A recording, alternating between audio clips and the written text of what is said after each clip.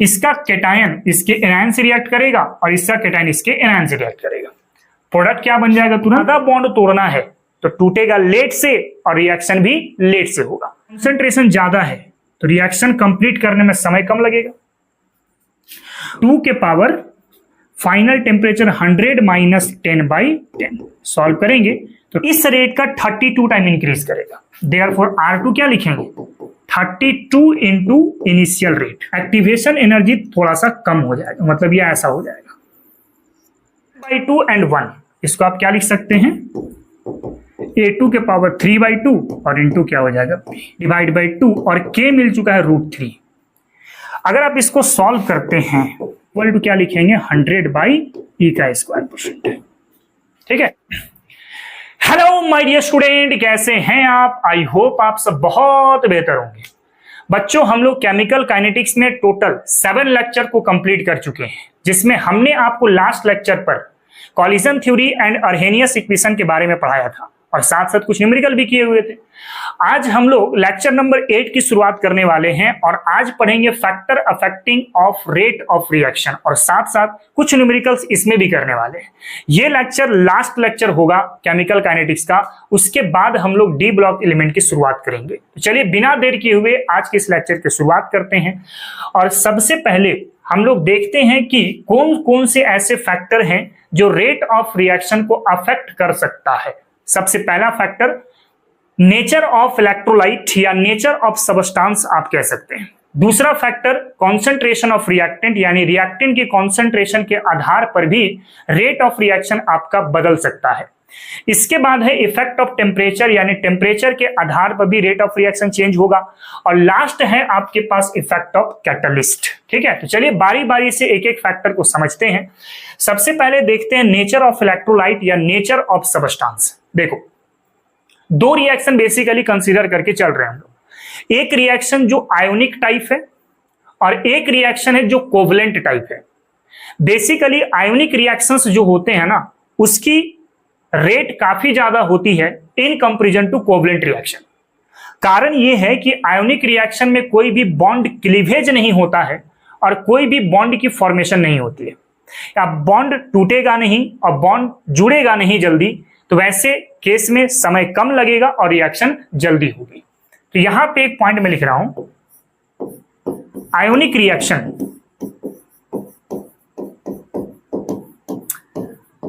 are much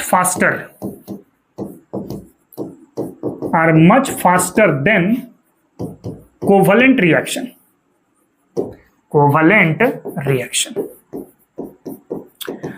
Due to in ionic reaction no bond cleavage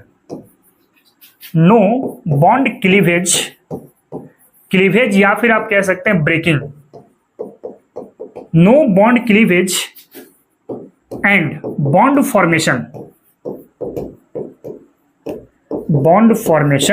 takes place. यानी ionic reaction में कोई भी bond cleavage या bond formation नहीं होता, तो भाई टूटना जुड़ना दोनों हो ही नहीं रहा है, तो समय कम लगने वाला है। लेकिन कोवलेंट रिएक्शन में बॉन्ड पहले टूटता है फिर जुड़ता है, तो टूटने में भी समय लेता है और जुड़ने में भी समय लेता है, तो रिएक्शन थोड़ी क्या हो जाती है? स्लो हो जाती है। जैसे अगर आयोनिक रिएक्शन का मैं कंसीडर करूं एग्जांपल, आयोनिक रिएक्शन है ना, तो आयोनिक रिएक्शन में मैं कंसीडर कर रहा हूं NaCl, इसको रिएक्ट करा रहा हूं AgNO3 के साथ, AgNO3 के साथ। तो आपको पता ही है डबल डिस्प्लेसमेंट रिएक्शन होगी। इसका कैटायन इसके एनायन से रिएक्ट करेगा और इसका कैटायन इसके एनायन से रिएक्ट करेगा। प्रोडक्ट क्या बन जाएगा? तुरंत AgCl और साथ में क्या बन जाएगा? यहां पर NaNO3 बन जाएगा। और इस वाले केस में सिंपल, एक का कैटायन दूसरे के एनायन के साथ रिएक्ट कर रहा है, यानी कोई भी बॉन्ड बन नहीं रहा है यहां पे और कोई भी बॉन्ड आपका ब्रेक नहीं हो रहा है ना। लेकिन वहीं पे अगर आप कोवलेंट बॉन्ड सोचते हैं, कोवलेंट बॉन्ड रिएक्शन आप सोचते हैं, कोवलेंट बॉन्ड रिएक्शन आप सोचते हैं, जैसे एग्जांपल सोच लूं मैं, मान लो हमारे पास है CH3COOH एसिडिक एसिड और दूसरा कंसीडर कर लेते हैं CH3CH2 और OH। जो यहाँ पे प्रोडक्ट बनता है वो ये बनता है CH3C double bond O and CH3 और साथ में बाहर निकलता है H2। लेकिन इस वाले रिएक्शन में क्या है ना कि आपकी बॉन्ड की ब्रेकिंग भी हो रही है और बॉन्ड की फॉर्मेशन भी हो रही है ना। यहां पे बॉन्ड मेकिंग भी हो रहा है, बॉन्ड मैकिंग भी हो रहे हैं और साथ साथ बॉन्ड ब्रेकिंग भी हो रहा है। तो जब बॉन्ड मैकिंग और बॉन्ड ब्रेकिंग दोनों होगा तो वो थोड़ा सा समय लेगा, रिएक्शन थोड़ा स्लो होगा। मतलब आयोनिक रिएक्शन फास्ट है और कोवलेंट रिएक्शन क्या है आपका, थोड़ा स्लो है। एक और बात मैं यहां पे आपको बताऊं, lesser bond rearrangement reaction,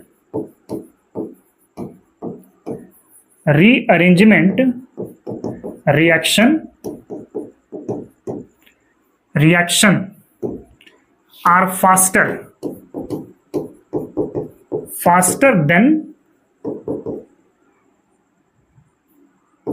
higher bond rearrangement reaction।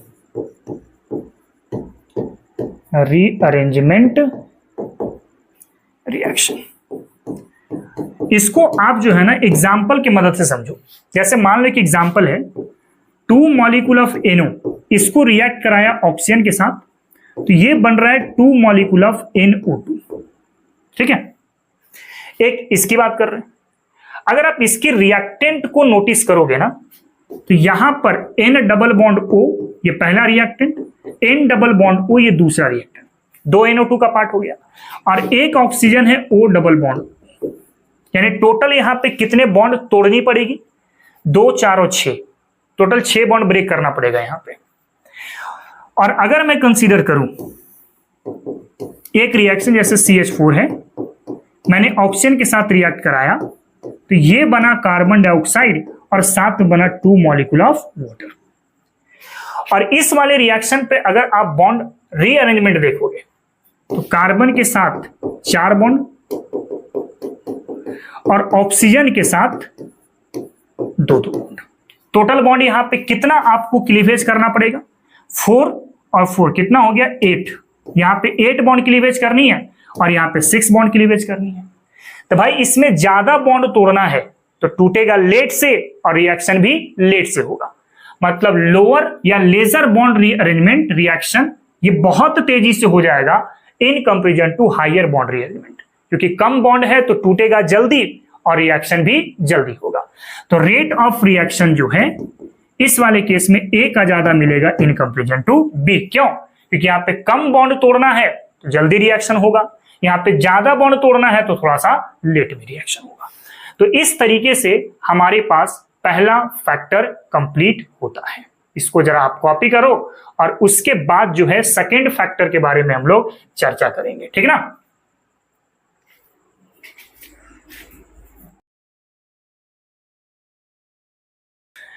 चलिए बच्चों आगे की ओर मूव करते हैं। तो नेक्स्ट है हमारे पास factor number 2, effect of concentration. आपको पता है रेट लॉ के अकॉर्डिंग, फ्रॉम रेट लॉ आप पढ़ चुके हैं। रेट इज इक्वल टू क्या होता है, K into concentration of reactant के पावर स्टिचियोमेट्रिक, यानी रेट डायरेक्टली प्रोपोर्शनल टू क्या है, कॉन्सेंट्रेशन। आप जरा खुद सोचें, कॉन्सेंट्रेशन ऑफ रिएक्टेंट बढ़ाएंगे तो उसका रेट भी क्या होगा, बढ़ेगा। और कॉन्सेंट्रेशन ऑफ रिएक्टेंट कम करेंगे तो रेट भी क्या होगा, कम। But except zero order reaction, except zero order reaction. क्यों जीरो ऑर्डर रिएक्शन कंसीडर नहीं करेंगे? क्योंकि जीरो ऑर्डर रिएक्शन कभी भी कॉन्सेंट्रेशन के ऊपर डिपेंड नहीं करता है उसका रेट। कैसे निकालते हैं? अगर जीरो ऑर्डर देखना हो तो K इंटू कॉन्सेंट्रेशन के पावर क्या रखना पड़ेगा, 0। तो R बराबर क्या मिल जाएगा, K मिल जाएगा। यानी कॉन्सेंट्रेशन के पावर 0 यानी वैल्यू तो 1 हो गया ना। तो ये जीरो ऑर्डर रिएक्शन जो है आपका कॉन्सेंट्रेशन इंडिपेंडेंट है, इसलिए जीरो ऑर्डर रिएक्शन पे आप कॉन्सेंट्रेशन चेंज करें ना चेंज करें उसके रेट पे कोई प्रभाव नहीं पड़ेगा। जैसे एग्जांपल अगर कंसीडर करते हैं, मान लो जिंक है, इसको रिएक्ट करा दिया डाइल्यूट HCl के साथ, प्रोडक्ट क्या बनेगा, ZnCl2 के साथ बनेगा हाइड्रोजन गैस। ठीक है, फिर एक कंसीडर करते हैं जिंक, कॉन्सेंट्रेटेड HCl के साथ रिएक्ट करा, अगेन बना ZnCl2 और साथ में हाइड्रोजन गैस। बट इन दोनों में देखो कि कौन सा रिएक्शन बहुत तेजी से होगा, कहां पे रेट ऑफ रिएक्शन ज्यादा होंगे, तो जहां पे कॉन्सेंट्रेशन का जिक्र हो चुका है, यहां पे HCl का कॉन्सेंट्रेशन ज्यादा है तो ये हाइड्रोजन बहुत तेजी से निकलेगा, यहां पे HCl का कॉन्सेंट्रेशन कमजोर है तो यहां पे हाइड्रोजन बहुत स्लो निकलेगा। तो अगर मान लो मैं इसको A कह रहा हूं, इसको B कह रहा हूं, तो आप क्या कह सकते हैं, reaction B is much faster than reaction A। क्यों? Due to in reaction B concentration of HCl is higher। Concentration का जिक्र है ना यहाँ पे, तो कॉन्सेंट्रेशन बढ़ेगा तो रेट ऑफ रिएक्शन भी क्या होगा, बढ़ेगा, है ना। आप यहाँ पे ग्राफ भी बना सकते हैं, ये मैं टाइम लेता हूं और ये है आपके पास कॉन्सेंट्रेशन। अगर मान लो कॉन्सेंट्रेशन ज्यादा है तो रिएक्शन कंप्लीट करने में समय कम लगेगा, कॉन्सेंट्रेशन अगर आपने कम कर दिया तो समय क्या लगेगा, ज्यादा, मतलब कर्व कुछ ऐसा बनेगा आपका, कॉन्सेंट्रेशन ऑफ रिएक्टेंट। देख लो, अगर कॉन्सेंट्रेशन सर ज्यादा है तो समय उसका क्या लगेगा, कम लगेगा, है ना। और अगर कॉन्सेंट्रेशन आपने कहीं कम कर दिया तो समय रिएक्शन का क्या लगेगा, ज्यादा लगेगा। आप देख सकते हैं C1 बड़ा है C2 से तो T2 बड़ा हो जाएगा T1 से, है ना। कॉन्सेंट्रेशन ज्यादा तो समय कम लगेगा और कॉन्सेंट्रेशन कम तो समय क्या लगेगा, ज्यादा लगेगा। ठीक है, तो ये सेकेंड फैक्टर है आपका कॉन्सेंट्रेशन वाला, इसको जरा कॉपी करो, उसके बाद थर्ड फैक्टर के बारे में चर्चा करेंगे। ठीक ना।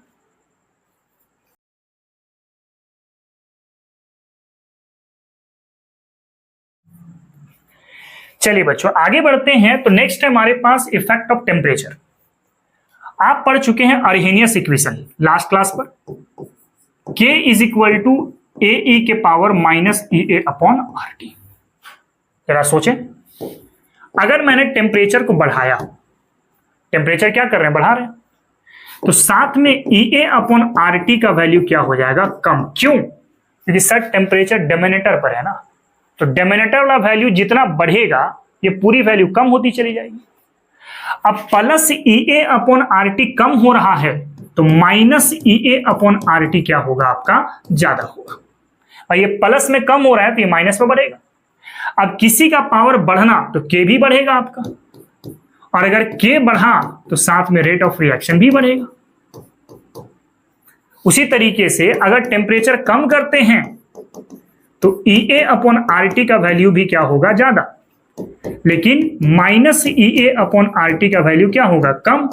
किसी का पावर कम तो K कम, और रेट ऑफ रिएक्शन भी क्या हो जाएगा, कम। तो आप देख सकते हैं टेम्परेचर बढ़ाने से रेट ऑफ रिएक्शन बढ़ता है और टेम्परेचर कम करने से रेट ऑफ रिएक्शन क्या होता है, कम। तो आप कह सकते हैं कि टेम्परेचर जो होगा this will be directly proportional to rate of reaction.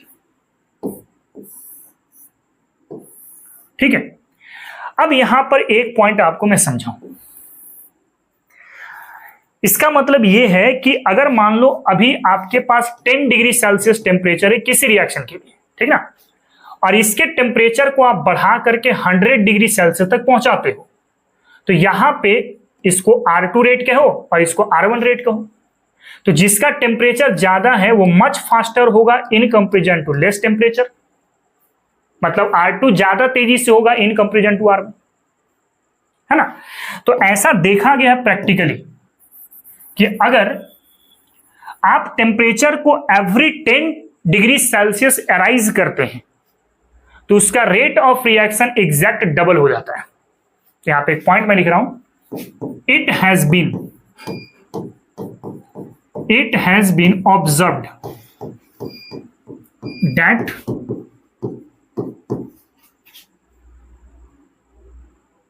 Rate of reaction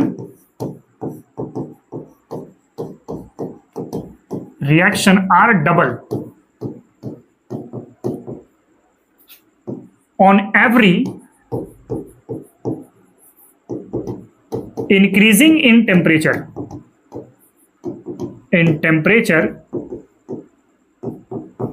by 10 degree Celsius.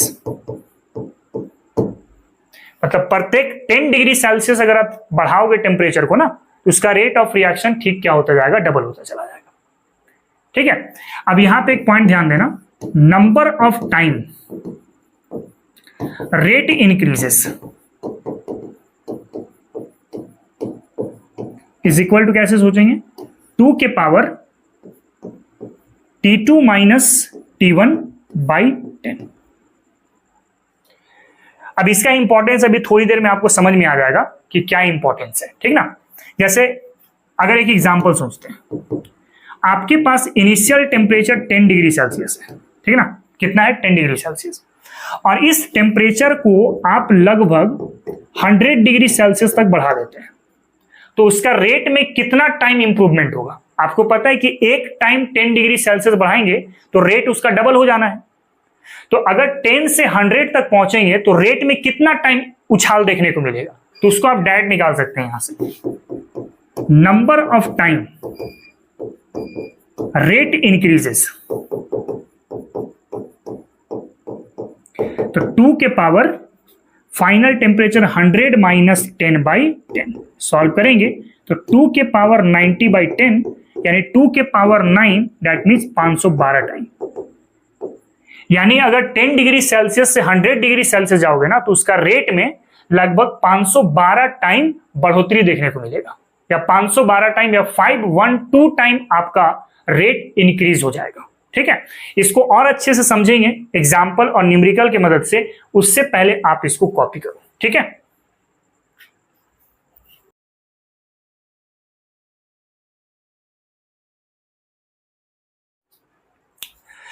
चलिए बच्चों आगे की ओर मूव करते हैं। तो नेक्स्ट हम लोग को पढ़ना है टेम्परेचर कॉफिशिएंट। टेम्परेचर कॉफिशिएंट क्या होगा, it is the ratio of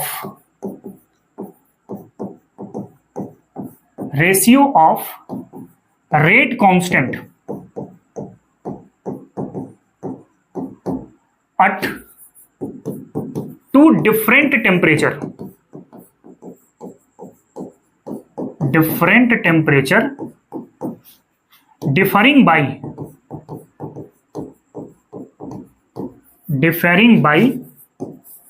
10 degree Celsius called temperature coefficient।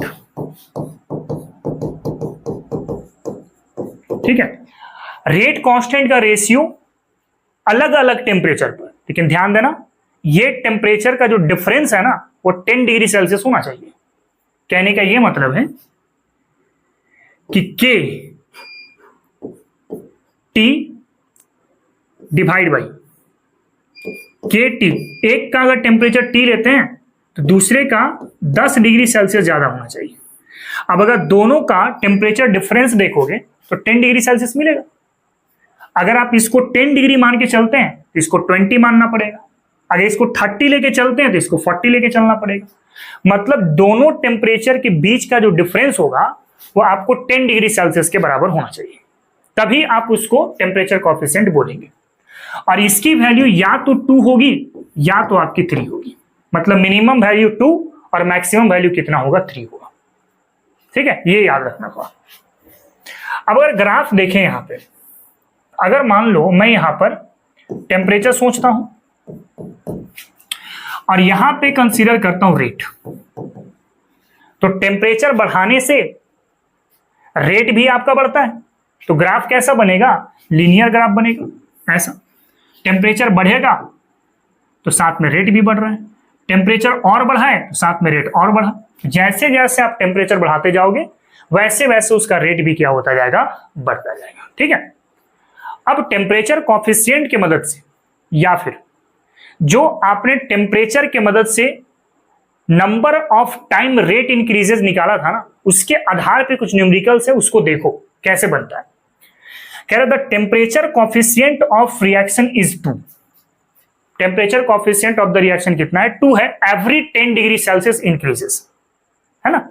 मतलब इसका क्या है बाबू, सुनो, अगर एक टेम्परेचर आप 10 डिग्री सेल्सियस लेते हो तो इसका 10 डिग्री सेल्सियस इंक्रीज करेंगे तो 20 डिग्री सेल्सियस होगा।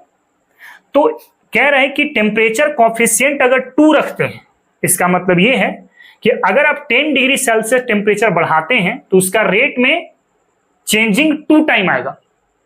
मतलब 10 डिग्री सेल्सियस पर रेट अगर R1 है तो 20 डिग्री सेल्सियस पे इसका रेट ठीक क्या होगा? डबल होगा। अगर यहां पे 2 की जगह पे 3 होता ना तो क्या बोलते हैं? Every 10 degree Celsius increasing in temperature rate become triple. ये 2 का मतलब है 10 डिग्री सेल्सियस बढ़ाने पे उसका रेट डबल हो जा रहा है, और इस 3 का मतलब है कि एवरी 10 डिग्री सेल्सियस टेम्परेचर बढ़ाने पे उसका जो रेट है वो ट्रिपल हो जा रहा है। तो अभी क्वेश्चन में कह रहा है कि टेम्परेचर कॉफिशिएंट इज 2, मतलब 10 डिग्री सेल्सियस राइज करने पर रेट उसका दुगना हो रहा है। तब क्या कह रहा है आगे?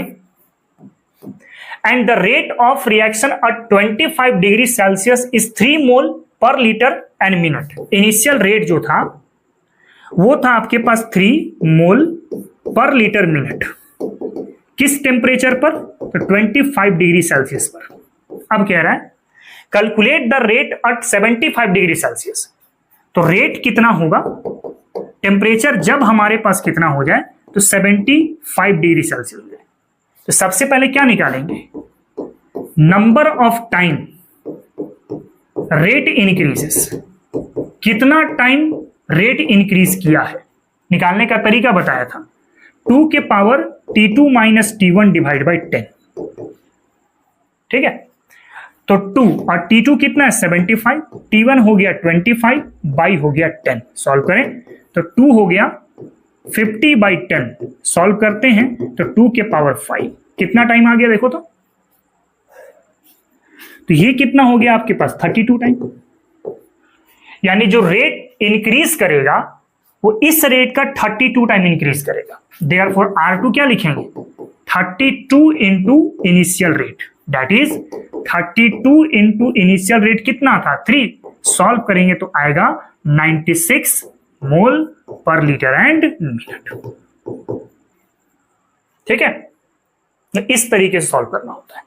पहले आप सिंपल है, नंबर ऑफ टाइम रेट कितना इंप्रूव हुआ उसको निकाल लो और इनिशियल रेट के साथ मल्टीप्लाई कर दो तो फाइनल रेट आपको मिल जाएगा, ठीक है। इसको कॉपी करो। एक इसी आधार पे एक और क्वेश्चन देखेंगे, ठीक ना।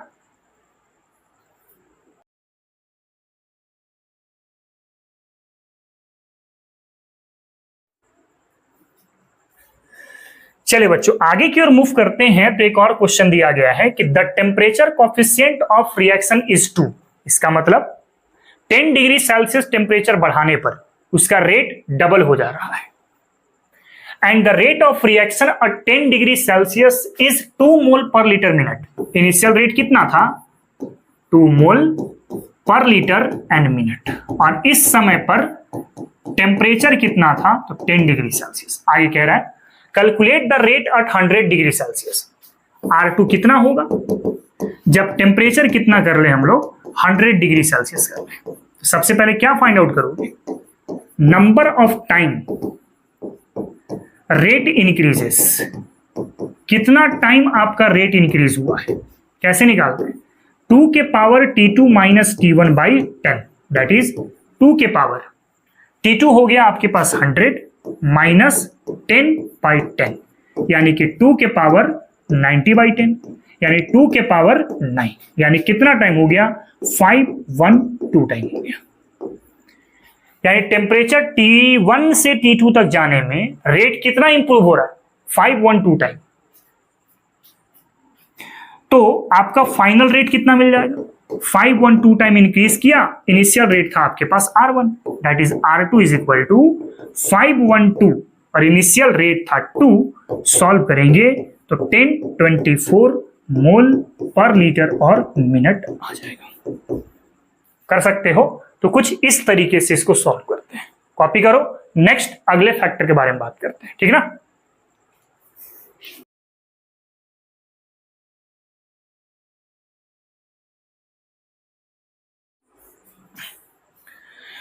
चलिए बच्चों आगे की ओर मूव करते हैं। तो नेक्स्ट फैक्टर है effect of catalyst.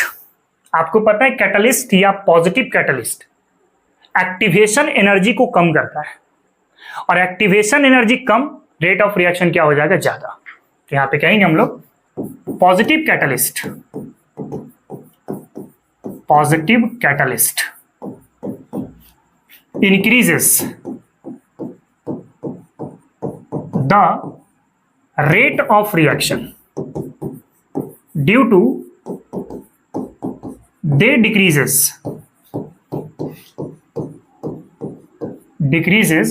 the activation energy,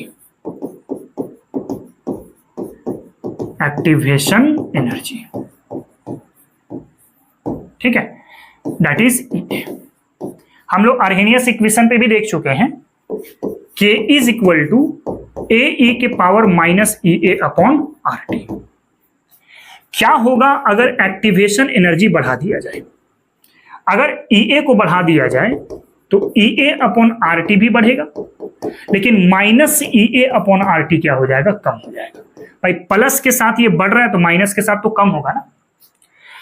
अब इसका power come, that is K कम, और K कम तो रेट ऑफ रिएक्शन भी क्या होगा, कम होगा। तो आप देख सकते हैं एक्टिवेशन एनर्जी बढ़ने से रेट ऑफ रिएक्शन क्या हो रहा है, कम हो रहा है। वहीं पे अगर एक्टिवेशन एनर्जी कम करेंगे तो EA अपॉन RT का वैल्यू भी क्या होगा, कम, लेकिन माइनस EA अपॉन RT का वैल्यू क्या हो जाएगा, ज्यादा। भाई प्लस में कम हो रहा है तो माइनस में तो बढ़ेगा। अब इसका पावर बढ़ गया तो K भी बढ़ेगा आपका, और K अगर बढ़ गया तो रेट ऑफ रिएक्शन भी क्या होगा, बढ़ेगा। तो आप देख सकते हैं एक्टिवेशन एनर्जी कम होने से रेट ऑफ रिएक्शन क्या होता है, बढ़ता है। अब एक्टिवेशन एनर्जी कौन कम करता है, by catalyst. Catalyst activation energy को कम करता है ताकि रेट ऑफ रिएक्शन आपका बढ़ जाए। ग्राफ अगर आप सोचेंगे यहां पे, तो मैं यहां पे लेके चल रहा हूं रिएक्शन कोऑर्डिनेट, रिएक्शन कोऑर्डिनेट, ठीक है। और यहां पे पोटेंशियल एनर्जी सोच लो या एक्टिवेशन एनर्जी सोच लो। कर्व यहां पे कुछ ऐसा बनेगा आपका, ठीक है। ये जो टिप पॉइंट मैंने बोला था, this is activation energy without catalyst, without catalyst, ठीक है। This is reactant and this is product. अब जैसे ही आपने कैटलिस्ट डाला तो कैटलिस्ट डालते ही क्या होगा, एक्टिवेशन एनर्जी थोड़ा सा कम हो जाएगा, मतलब ये ऐसा हो जाएगा, दिस इज एक्टिवेशन एनर्जी। अब एक्टिवेशन एनर्जी कम हो गया तो पाथ ऑफ रिएक्शन कम, और पाथ ऑफ रिएक्शन कम तो रिएक्शन जल्दी होगा। मतलब ये क्या है, this is also activation energy but with catalyst. तो कैटलिस्ट डालते ही एक्टिवेशन एनर्जी कम हो रहा है, एक्टिवेशन एनर्जी कम होगा, रेट ऑफ रिएक्शन क्या हो जाएगा, ज्यादा हो जाएगा, ठीक है। इसको जरा कॉपी करो, फिर हम लोग बात करेंगे कौन कौन सा ऐसा चीज है जो कैटलिस्ट को डालने से बदल सकता है और क्या क्या चीज आपका नहीं बदल सकता है, ठीक है। इसको जरा आप कॉपी करें।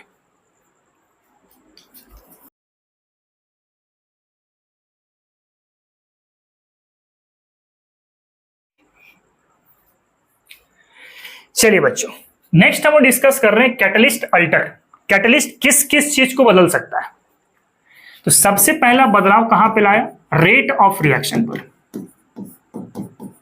रेट ऑफ रिएक्शन पे पहला बदलाव लाया।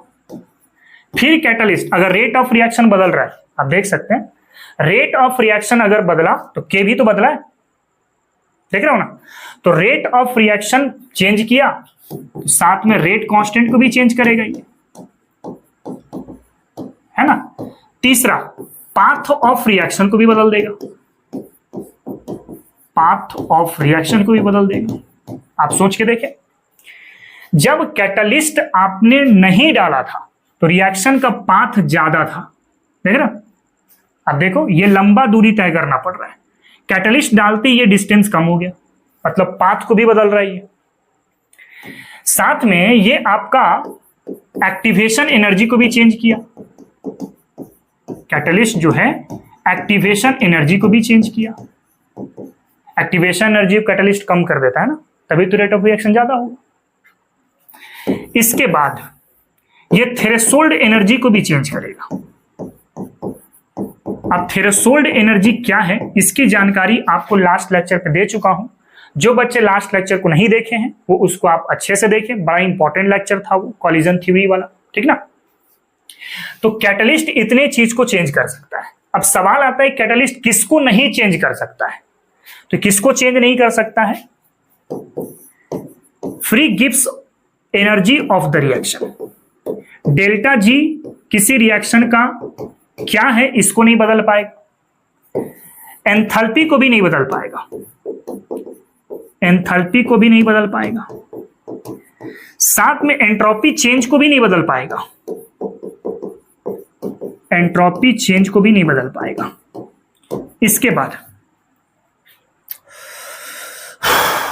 इक्विलिब्रियम कांस्टेंट को भी नहीं बदल पाएगा, इक्विलिब्रियम कांस्टेंट को भी नहीं बदल पाएगा। और साथ में एक और आप ले सकते हैं, आप एनर्जी ऑफ रिएक्टेंट कर लो, energy of reactant and energy of product, इसको भी बदल नहीं पाएगा, ठीक है। तो इतने चीज को कैटलिस्ट चेंज कर सकता है और इतने चीज को कैटलिस्ट आपका चेंज नहीं कर सकता है, ठीक है। इसको जरा कॉपी करो, उसके बाद कुछ न्यूमेरिकल्स करेंगे हम लोग, ठीक ना।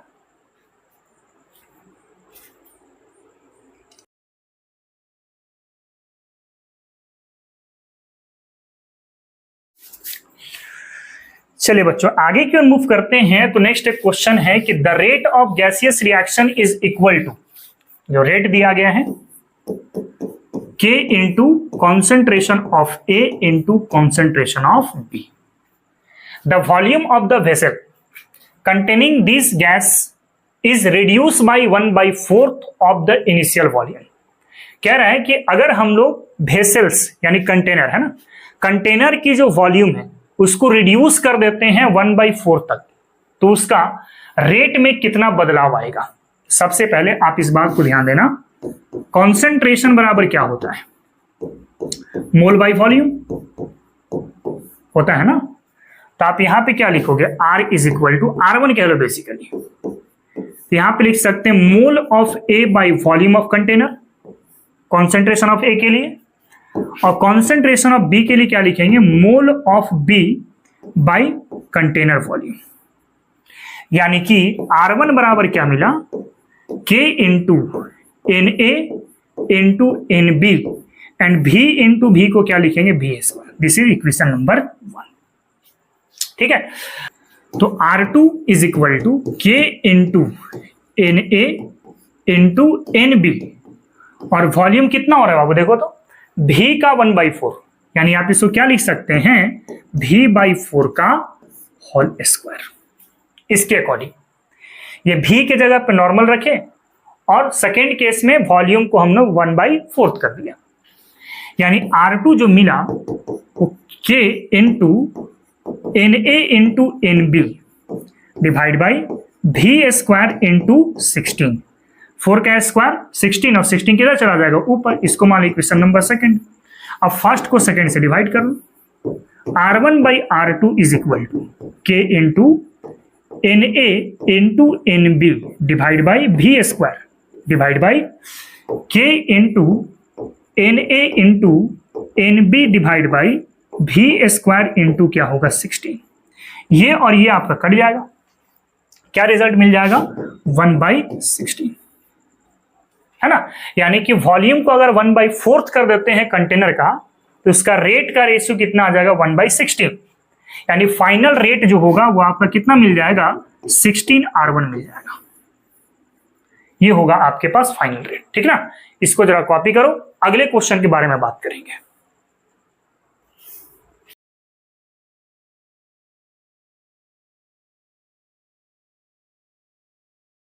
अगला क्वेश्चन है, consider the following proposed mechanism.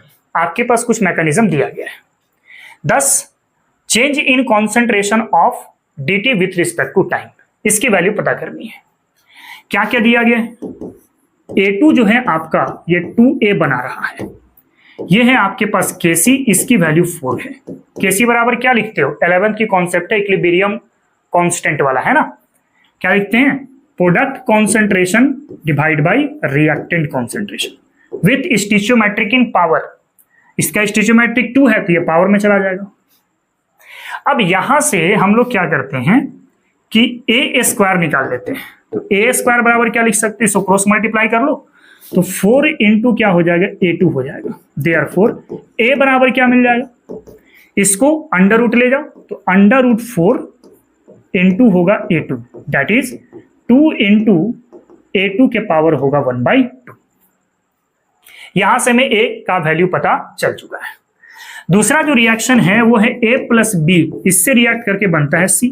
Kc dash दिया है कितना 16, इसको क्या लिख सकते हो देखो तो, product concentration of C divide by reactant concentration of A into B. ठीक ना। अब यहां से C को निकाल लो आप।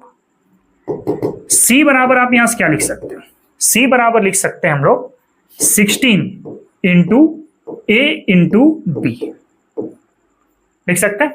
और A बराबर तो निकाल चुके हैं, यहां से A बराबर यहां पुट करो तो क्या मिल जाएगा, C is equal to 16 into 2 into A2 के पावर 1/2 इंटू बी, यानी कि सॉल्व करेंगे तो ये आ जाएगा 32 A2 के पावर 1/2 इंटू हो जाएगा बी।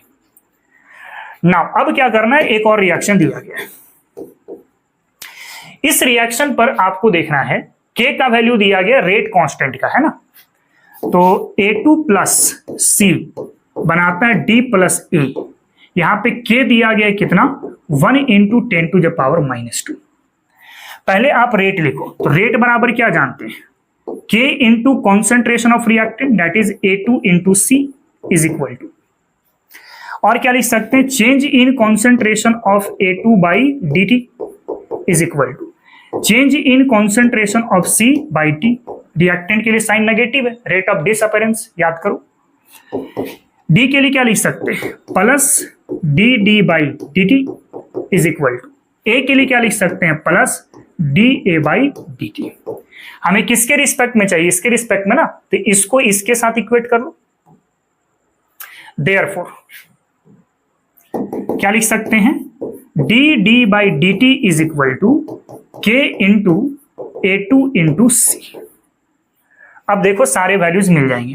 K का वैल्यू क्वेश्चन पर है 1 into 10 to the power -2। A2 आपने निकाल रखे हैं, A2 वही रहने दो, है ना, A2 के पावर 1/2। C आपने निकाल रखा है कितना, C है आपके पास 32 A2 के पावर 1/2 इंटू B। देयरफॉर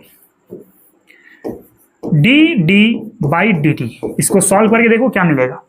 32 को अगर 10 के पावर -2 से मल्टीप्लाई करते हैं तो ये आएगा 0.32, और A2 के पावर 1/2, और यहां पे 1 है ना, सॉरी यहां पे 1 था, यहां पे 1 है, मिस्टेक हो गया है, देख लेना, यहां पर 1, तो 1/2 एंड 1, इसको आप क्या लिख सकते हैं, A2 के पावर 3/2 और इंटू क्या हो जाएगा B। This is a relation.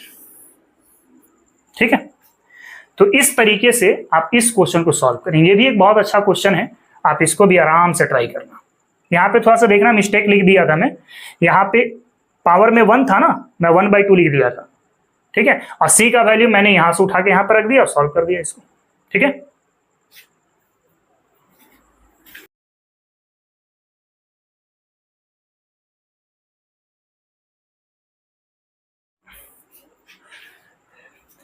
चलिए बच्चों नेक्स्ट क्वेश्चन की तरफ बढ़ते हैं। तो एक और क्वेश्चन है कि for zeroth order reaction variation of X with respect to time shown as, graph के अकॉर्डिंग देखना है।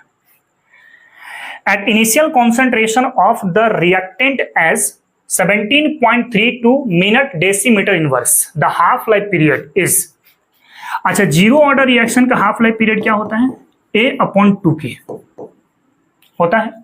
और ग्राफ के अकॉर्डिंग अगर आप देखते हो तो ग्राफ में K is equal to x/t, ये किसके लिए होता है, जीरो ऑर्डर रिएक्शन के लिए।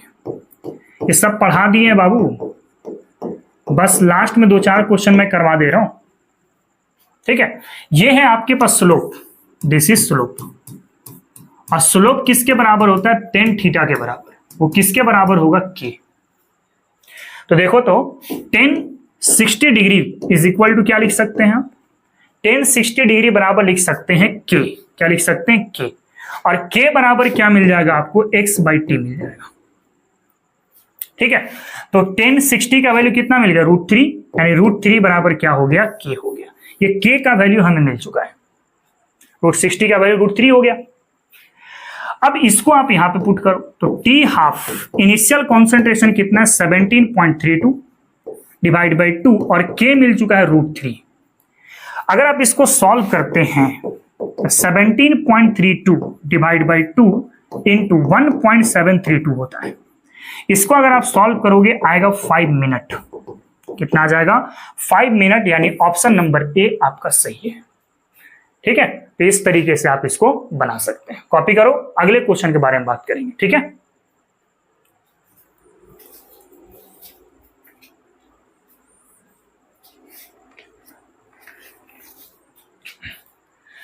चलिए बच्चों नेक्स्ट क्वेश्चन की तरफ बढ़ते हैं। तो नेक्स्ट क्वेश्चन है कि for the first order reaction concentration of the reactant after 2 average lifes, after 2 average life, मतलब टाइम को आपको 2 एवरेज लेके चलना है, 2 एवरेज लाइफ, इसका मतलब ये है। चलिए देखें कैसे करोगे इसको। सबसे पहले एक काम करो, मान लो कि ए से बना प्रोडक्ट, ठीक है, हम लोग जानते हैं कि टाइम 0 पे इसकी कॉन्सेंट्रेशन C0 मान लो और टाइम t पे इसकी कॉन्सेंट्रेशन Ct मान लो। और फर्स्ट ऑर्डर रिएक्शन पे क्या लिखेंगे हम लोग? लिखते हैं k इंटू ए के पावर 1 और रेट क्या लिखेंगे? Change in concentration of A with respect to time. Reactant के लिए साइन क्या होगा? नेगेटिव। इज इक्वल टू क्या लिखेंगे? k इंटू ए के पावर 1। क्रॉस मल्टीप्लाई कर लो तो negative dA/a is equal to क्या होगा? dt होगा। अब दोनों तरफ इंटीग्रेट कर दो। इंटीग्रेशन करें, इंटीग्रेशन ऑफ नेगेटिव dA/a का लिमिट कहां से? C0 से लेकर के Ct तक। C0 से कहां पर? Ct तक।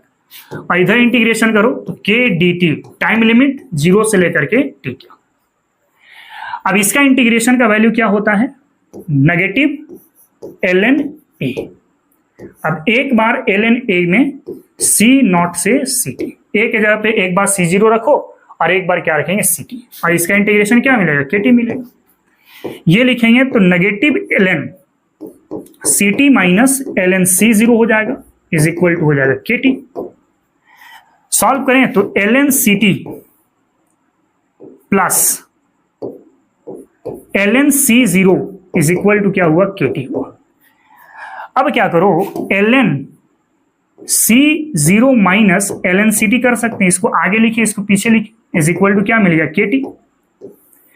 अब ln यहां से आप फॉर्मूला पुट करो तो ln C0 बाई क्या लिख सकते हैं? Ct। क्यों ऐसा लिखा? क्योंकि ln a minus ln b के फॉर्म में है, तो इसको ln a बाई b लिखते हैं, इज इक्वल टू क्या हो गया? kt। ln को उठा के इधर करो तो e में कन्वर्ट हो जाएगा, that is C0 by Ct is equal to e के पावर क्या हो गया? kt हो गया। इसको क्रॉस मल्टीप्लाई करो तो C0 बाई e के power kt is equal to क्या मिला? Ct। देयरफॉर तो Ct बराबर क्या लिख सकते हैं? C0 e के पावर माइनस kt। अब कह रहा है कि टाइम को हमें क्या लिखना है? 2 एवरेज लिखना है ना। तो now Ct is equal to C0 e के पावर माइनस, अच्छा k को क्या लिख सकते हैं? k को लिख सकते हैं 1 अपॉन टाइम एवरेज, है ना। और टाइम की जगह पे क्या लेके चलना है? 2t एवरेज लेके चलना है। ये और ये आपका कट जाएगा तो Ct is equal to C0 e के पावर क्या मिल गया? -2 मिल गया। ठीक है बाबू, Ct by C0 is equal to 1 by e का स्क्वायर। ना परसेंटेज निकालने के लिए 100 से मल्टीप्लाई कर दो तो Ct by C0 into 100 is equal to क्या लिखेंगे? 100 बाई e का स्क्वायर %।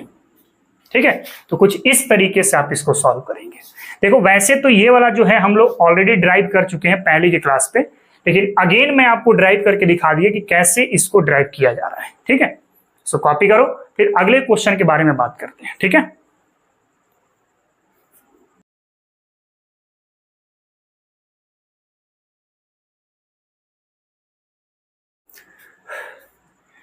चलिए बच्चों आगे की ओर मूव करते हैं। तो नेक्स्ट एक और क्वेश्चन है कि for the first order reaction T average T 50% and T 75% are in the ratio of. First order reaction के लिए टी एवरेज अगर निकालते हैं तो टी एवरेज फर्स्ट ऑर्डर पे क्या होता है 1/k, इसको मान लीजिए इक्वेशन नंबर 1। और टी 50% अगर बात करते हैं तो फर्स्ट ऑर्डर का हाफ लाइफ पीरियड 0.693/k। क्यों मैं लिखा है ऐसा? क्योंकि 50% कंप्लीट बोलो या हाफ लाइफ पीरियड बोलो बात बराबर होता है। और टी 75% अगर निकालना हो तो फॉर्मूला पता है 2.303/k log base 10 100 divide by 100 minus क्या होगा 75।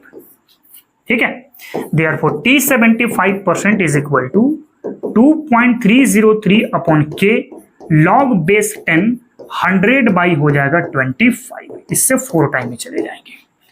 नाउ इसको अगर आप सॉल्व करके देखें तो t 75% is equal to 2.303/k into log base 10 into 4। अब log 4 को क्या लिख सकते हैं? log बेस 10 4 को आप लिख सकते हैं log बेस 10 2 का स्क्वायर, या इसी को लिख सकते हैं 2 इंटू लॉग बेस 10 का 2 लिख सकते हैं। तो t 75% इज इक्वल टू क्या होगा 2.303/k into 2 into log base 10 into 2। Log 2 का वैल्यू कितना 0.301, और 0.301 को इससे मल्टीप्लाई करोगे तो कितना मिलेगा? ये मिल जाएगा 0.693/k इंटू 2। इसको मान लीजिए इक्वेशन नंबर 3। अब तीनों का रेशियो पता करना है। T average is to T 50% is to T 75%। तो टी एवरेज है 1/k, 50% है 0.693/k, 75% है 0.693 इंटू 2/k। के कटा। अब सिंपलेस्ट रेशियो निकालने के लिए क्या करोगे कि इनमें जो सबसे छोटी वैल्यू दिखाई दे रही है ना उसको सारे में डिवाइड कर दो। तो सबसे छोटा कौन है 0.693, तो यहां पे क्या लिखेंगे 1/0.693 is equal to 0.693 divide by 0.693। सबसे छोटी वैल्यू को सब में डिवाइड कर दो। यहां पे होगा 0.693 इंटू 2 बाई 0.693। ये कटा, ये और ये कटा। इसको सॉल्व करोगे ना तो 1.44 आ जाएगा। 1.44 यहां पे हो गया 1 और यहां पे हो गया 2। This is ratio. ठीक है, तो कुछ इस तरीके से आप इसका रेशियो निकालिएगा। इसको कॉपी करो। एक लास्ट क्वेश्चन हम लोग डिस्कस कर लेते हैं। ठीक है,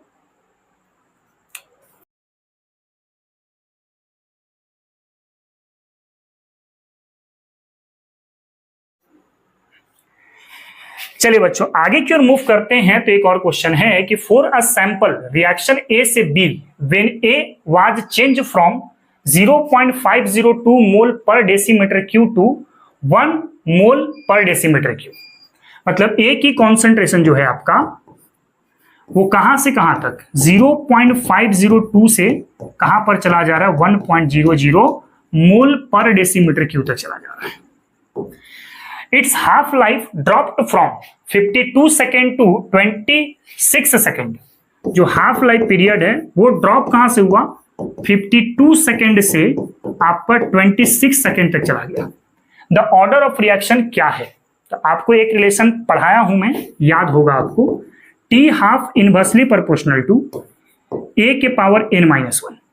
ठीक है, अब कैसे करोगे इसको कैसे लिखते हैं हम लोग, याद है? इसको फर्स्ट कंडीशन ले लो, इसको मान लो आप सेकंड कंडीशन। ये ऊपर है तो ये वाला पार्ट नीचे है, मतलब 1 वाला पार्ट ऊपर है तो 1 वाला पार्ट यहां पे नीचे होगा, मतलब a1 के पावर n-1। 2 वाला पार्ट नीचे है तो a2 वाला पार्ट ऊपर में होगा, a2 के पावर n-1। इसको कैसे लिख सकते हैं, T1/2 एंड T1/2। इसको सॉल्व करके देखें क्या लिख सकते हैं हम लोग। इसको लिख सकते हैं ऐसा,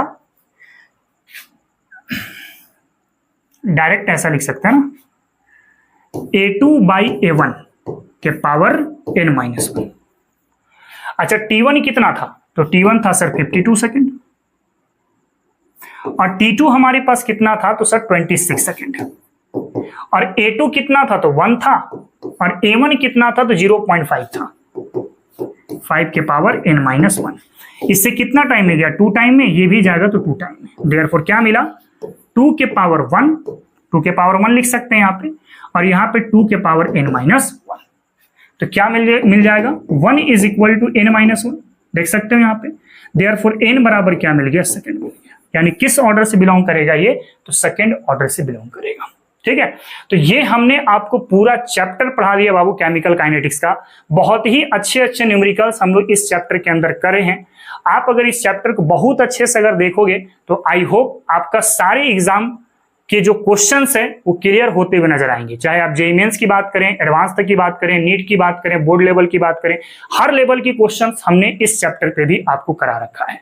तो पहले इसको जरा आप कॉपी कर लो, ठीक है।